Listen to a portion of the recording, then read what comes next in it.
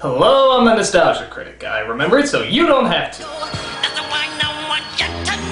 Believe it or not, there was an age when Michael Jackson was a god. His songs were smash hits, his dancing was beyond compare, and women fainted at just the sight of him rather than fainting at just the sight of him. So, at the top of his reign, Michael Jackson released his cinematic opus, Moonwalker. A strange little ego trip that shows us that not only does Jackson know how to sing and dance, but actually that's it, sing and dance. Because clearly he doesn't know how to tell a story, keep focus, or pull us in by any emotional means. Instead, we get sort of a photo album of his table scraps that mostly looks like scenes that would have been edited out of much better music videos. What do I mean by all this? Well, let's venture into this little amusement park of awkwardness to find out. First off, why is it called Moonwalker anyway? I mean, yeah, he does the dance move a few times, but there's no real focus on it. You could have just as easily called it crotch grab and it would have made just as much sense. So we see the world's first universal answer to every joke ever written, Michael Jackson. We catch him at that stage where he wasn't really a good-looking black man anymore, but at least he was a halfway decent-looking white woman. We see him performing at a concert singing about how we can all change the world. And apparently, all of the world leaders buy Jackson's plea for world peace. I am in total support of Michael Jackson. Ich bin ein Michael Jackson. You know, Michael Jackson made this all possible. I have a dream to support Michael Jackson's dream. Make that change.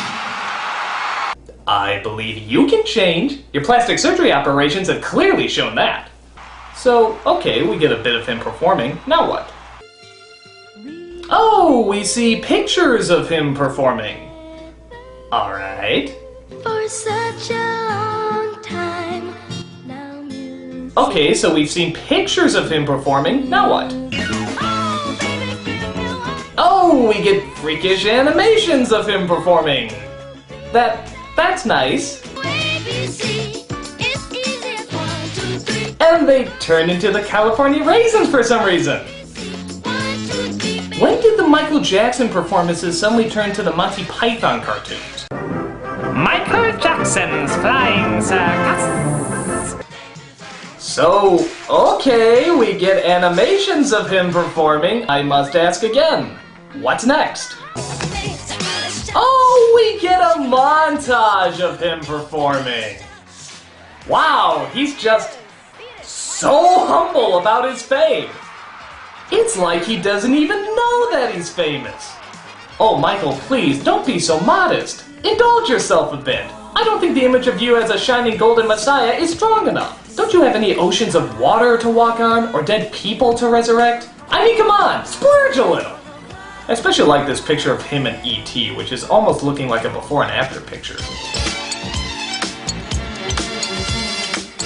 Yes, we get it! Michael Jackson is awesome! Please shut up! Yes, raping the asphalt is cool now. If you did it, it must be cool. Please contribute something more other than your ego. I'm just showing you how secure I am in my levels of confidence. Because that's what they call me. They call me very secure. If they were to name an airport after me, they would call it Michael Secure Jackson Airport. That's what they call me. In fact, that's what they call me right now. Michael Secure Jackson Airport. The airport, it's just people just love how secure I am. I am so secure. Very, very, very secure. Kill me. So, and I'm not kidding here, after 20 minutes of just watching his self-indulgent clips, we finally get some new material. No, please, I think there was a Pepsi commercial you might have missed. So we jump to a strange recut of his famous Bad music video, except this time it's done with little children instead of adults. I guess this is supposed to be charming, but I don't know. This seems kind of like the male equivalent of the Little Miss pageants. It's more creepy than it is endearing. There's even a scene where the kid accidentally grabs his balls too hard. Why would you even make that joke? That's like a joke I would make. Except when I make it, it's funny. When you make it, it's unnaturally disturbing. Who's bad? Who's bad? Who's bad? Who's bad? Who's bad? Who's bad? Who's bad? I'll tell you who's bad. Little kids who wear hair gel and dance around like adult ballerinas. That's bad, motherfucker! So they exit the scene trying to have some normal conversation, but even that comes off as a little abnormal. Is Bubbles in my trailer? Yes, sir. What is he wearing? He's wearing a Prince t-shirt and red sneakers. He just asked what a monkey was wearing. So we see them leave the studio as a cloud of smoke for some reason transforms them into adults. Because Jackson wills it, I guess. We then see a tour bus filled with what looks like Davey and Goliath's satanic replacements. Oh, look, Granny! Michael Jackson! Michael Jackson! And believe it or not, this is where it gets strange. Jackson is chased by a bunch of stop-motion fans, including the Noid.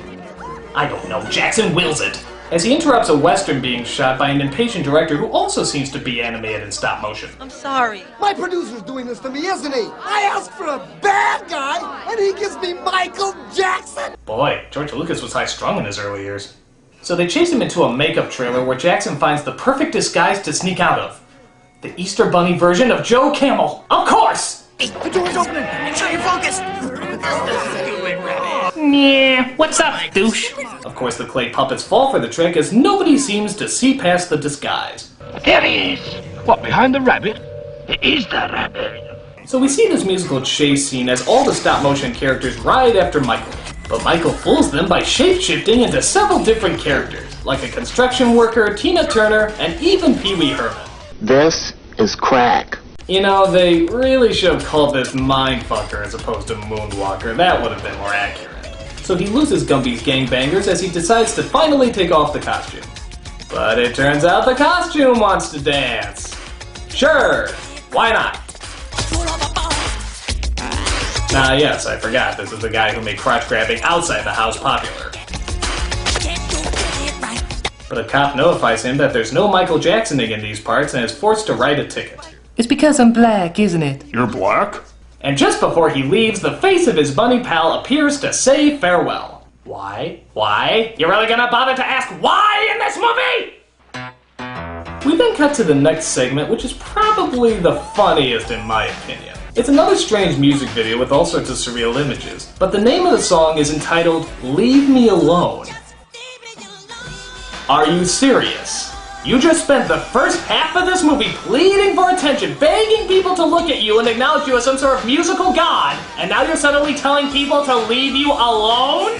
What did the aliens do to your brain anyway? I guess this is a response to all the newspaper tabloids that were written about him at the time. I especially like it when he constantly sings the line, I don't care what you think.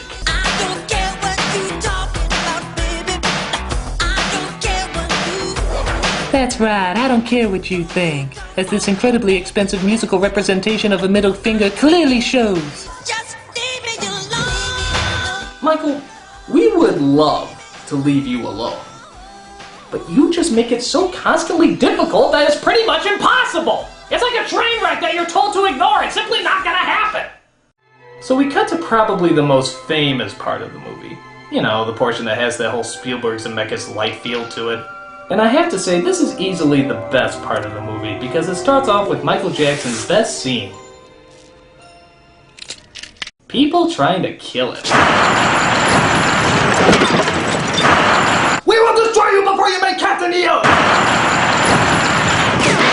But boy, howdy, how did all this insanity start?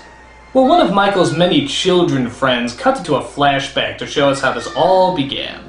This takes place in the salad days, when Michael was allowed to be around children. The hills are alive with the sound of Jamon. We see Michael playing in the hills of Perfectopia when their dog suddenly wanders off into the forest. So Michael and one of the kids go searching for him. And then it goes Raiders of the Lost Ark on us for some reason as Michael stumbles onto a secret bad location. Senor, nobody's come out of there alive. It turns out they've come across an evil gang of drug dealers. Because, yeah, all drug dealers do their evil plotting in the middle of the fucking forest, don't they?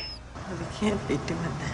I want every kid in this whole world to take drugs because of me. Because of me. I want everybody to know it. Everybody. My name is going to be in the history books. They better spell my name right. That poor peacock with leukemia is actually Joe Pesci, playing the sinister role of, well, let's face it, Joe Pesci. His evil plan is to get all the little children in the world completely high on drugs. Why? Because there's nothing else Joe Pesci can do on a Saturday night, I guess. But the cover is blown as Jackson and the girl just barely escape. But as we see, the evil drug thugs caught up with him as they try to hunt him down and kill him before he reveals their evil plans.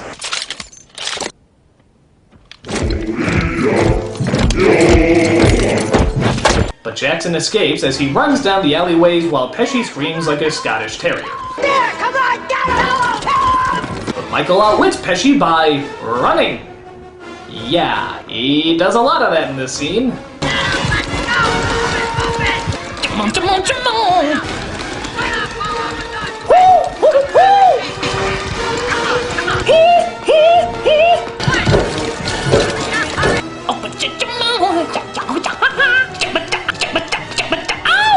So he continues to run, and then after that he runs some more. But then he throws him for a surprising loop by giving the— oh god damn it, he's just running again! Jesus Christ, he's just running back and forth between the same two locations. How is this exciting? And then, because you loved it so much at normal speed, we have running in slow motion. How breathtaking. Please keep your crotch at least 30 feet away from us. That's a restraining order from the world. Alright, bring in the artillery! I want everybody here in this place! Listen to him, he speaks in Yosemite Sam. Alright!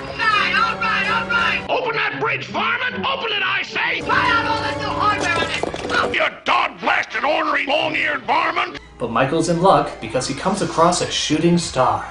And as you all know, when you wish upon a star, you turn into a fucking transformer! The Transformers! More than meets the eye! The Transformers! Yeah! Michael's a car now! Surprised? We didn't see the kids he was playing with earlier. Don't read too deep into that. As they meet at the rendezvous point where Jackson said he would come. So Michael enters into the nightclub that was once empty but is now magically full, as he partakes in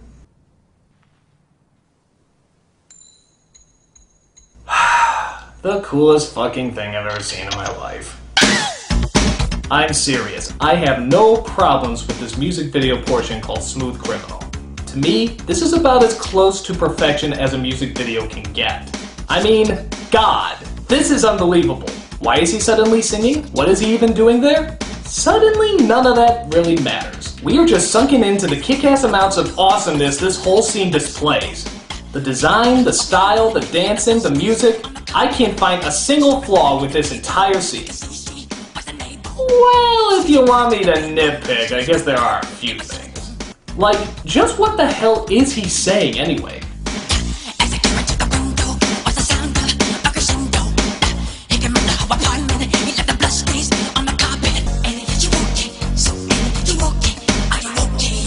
There's also a weird scene where he shoots a guy trying to stab him and then somehow he melts through the wall. But probably the strangest scenes come right dab in the middle when the music stops and everything goes strangely quiet.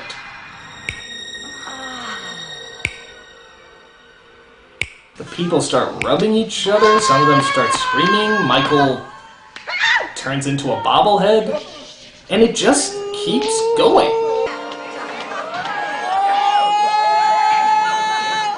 It's like they're at an orgy, but they forgot the sex.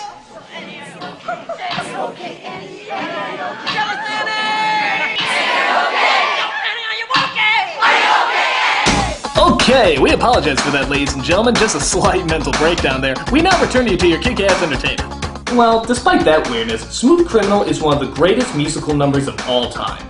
I'm sure I'm gonna get a lot of negative points for saying this, but to me, this is better than Thriller. It is! It really is! And don't get me wrong, I love Thriller. It's a friggin' masterpiece. But if Thriller revolutionized the music video, Smooth Criminal perfected it. Look at the style, look at the staging, look at the dancing. The entire scope of this music video is just huge. There's never been another music video like it. And don't even get me started on that alien ant fuck version. How they actually thought they could do a legit send-up to this song is just ridiculous. Yeah, just keep bobbing your heads up and down. I'm gonna watch the actual adults here.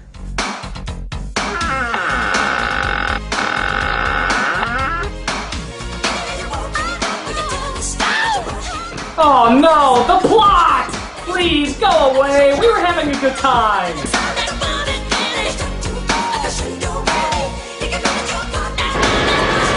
Fuck! Michael's packing!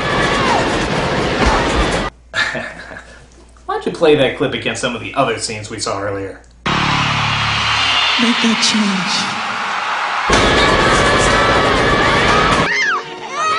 Hurry up. Michael, where'd he go? He went in the woods over here. Well, it's about as consistent as anything else in this movie. So, just as we saw the most epic of musical sequences, the story comes back to ruin the show. We find out that the girl's been kidnapped and it's up to the King of Pop, of course, to go and save her. He goes back to the hideout as he's surrounded by henchmen, who start kicking the crap out of him and make him watch as that evil cockatoo starts beating the little girl. But apparently, Michael has some supernatural friends to help him out. Goes the Gozerian, goes the Destructor, the Traveler has come.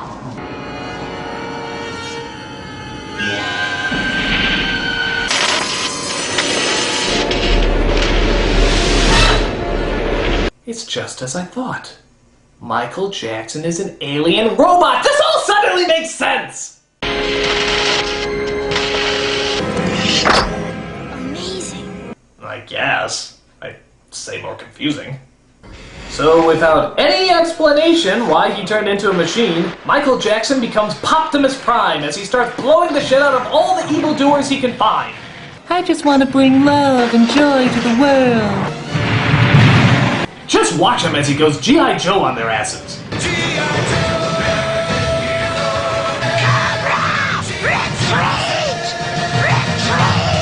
So after all the henchmen disappear, Michael Jackson transformed into a giant... Okay, I have no idea what's going on here. I'm just enjoying the pretty images. Where are you? You tin-headed creep! What drug dealer has a Marvin the Martian laser gun? Was he just dealing coke for the Acme Corporation or something? Gotcha! You're ignorant. Michael! Oh no! So Pesci zeroes in to kill the rest of our little heroes until... Drat! I've been foiled by the power of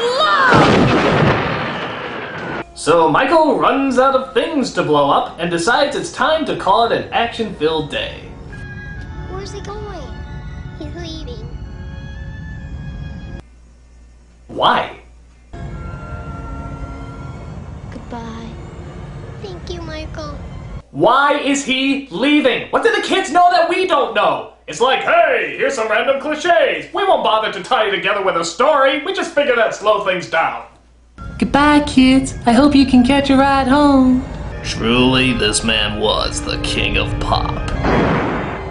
So the kids sit and mope as they reminisce about what a fearless godchild Michael was. I made the star to remember Michael with his lucky star. It's okay, kid. On the third day he will rise again and absolve us of our sins. But it turns out Michael returns! Okay. No explanation or anything, he just returns. I guess he couldn't stay out of the movie for more than 2 seconds. And not only that, he has something very special he wants to show them. But he has to take them to a big, dark, empty basement where they have to be very, very quiet. No, it's just a concert. Oh, yay! We started out with an ego-boosting show, and now we end with an ego-boosting show. How charming. Well, at least I'm sure the kids will enjoy it, right? I don't know, we never see them again. The last bit we see of them is them getting reunited with their stupid dog. We don't even know if they made it to the concert or if they're even watching. Michael's ego just seemed to disintegrate them from the story altogether. What an absolutely charming waste. So, how does Michael Jackson's little psychological art house film hold up? Well, I can sum it up like this. Crap, crap, crap, crap, crap, crap. Holy mother of God, that is so freaking cool, crap. Why couldn't this film just be a music video? That's all it pretty much was to begin with, a bunch of music videos. It would have been stronger and more memorable. But instead we have to sit through this annoying vacuum of attention just so we can get to the good parts. Or in this case, just one good part. Michael, you're incredible. I mean that in 3 different ways. Incredibly talented, incredibly gifted, and incredibly scary. Just stick to what you know best and we'll watch you. But leave the whole storytelling element to the pros, okay? They'll tell the stories and you can go back to looking like Helen Bonham Carter from Planet of the Apes. I would never look at myself in the mirror. Ever. Start. I'm the nostalgia critic, I remember it so you don't have to.